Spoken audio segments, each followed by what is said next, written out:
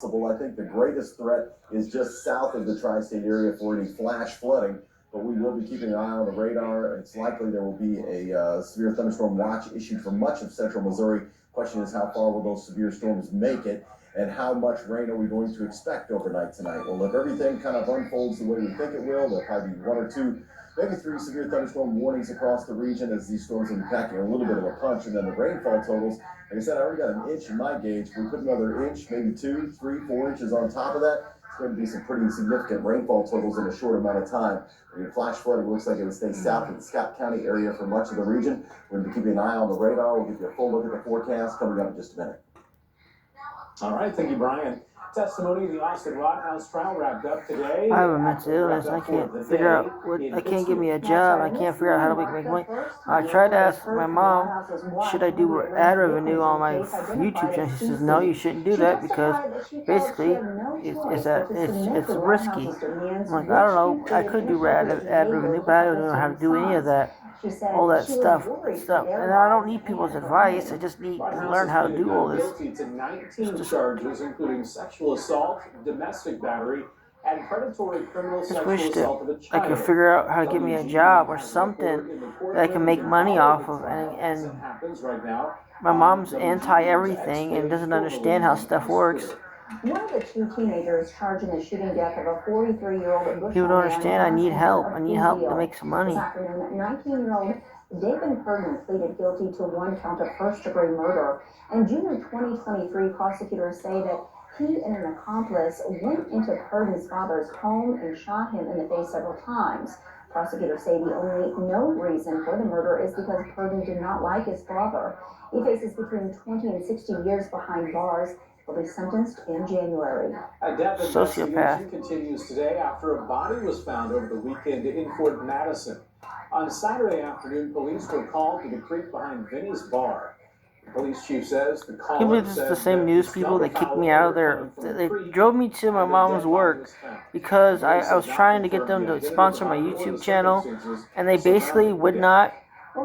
I was trying to figure out how I could get sponsorship. I just moved back in town, so I don't know anything that's going on. I haven't been in the public for like 15 years, so I don't know how anything works. You know what I'm saying? I don't know about like downloading stuff and how to get a job or anything. I'm trying to figure out, and they say I can't go into local businesses and ask questions, even though I want to try to find a job, but I can't just do it online. I know I probably could have gone down to the library and maybe got me a job down there, and maybe would have got a job down there. And honestly, I would get a job down there, and honestly get a job at just try to figure out a job. And then since I got a computer now, I can do the application. I just, when it comes to getting like a second reference, I can't do that. See, so like I need like the only person that's ever seen me work like at all I can't get to, and so it's like over the weekend at a Pennsylvania rally where the former president now things are just gone crazy. Left the White House after his 2020 election loss. I shouldn't have left. I mean, honestly, because we did so well. And while talking about the bulletproof glass that mostly enclosed him on stage following 2 assassination attempts against him, saying this: to get me, somebody would have to shoot through the fake news, and I don't mind that so much. In a statement, the Trump campaign claimed his comment had, quote, nothing to do with the media being harmed and that he was, quote, actually looking out for their welfare. Trump supporters eagerly awaiting results. I think that Trump's going to win, but I think it's going to be close. As the nation prepares for Election Day. Sources familiar with the planning tell NBC News former President Trump is expected to vote in person tomorrow before watching election results come in with family and friends at Mar-a-Lago and then heading out to address supporters from the convention center. In West Palm Beach, Florida, Alice Barr, WGEM News.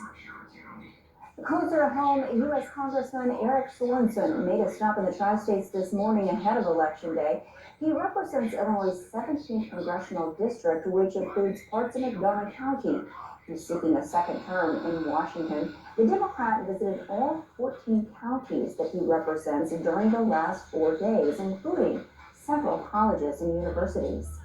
I had a different path than most people to serve in the House of Representatives. But this place is important, and you have a say. There have been elections for the House of Representatives that have gone down to 6 individual votes. Sorensen is running against Republican Joseph McGraw. Missouri voters will decide tomorrow on Amendment 5, which asks voters to add a 14th casino license, specifically to build a casino at the Lake of the Ozarks. A yes vote on the amendment would allow the license and change the Constitution to allow the casino to be built at the lake, because currently they can only be built on rivers. The Missouri Gaming Association is against it because it says voters have already spoken on the matter 30 years ago. A spokesperson for the Yes on 5 campaign says another casino can bring in more money for the lake area. They don't have a convention facility. They don't have a year-round recreational facility, and they are lacking in hotel space. And this proposal would solve all 3 of those problems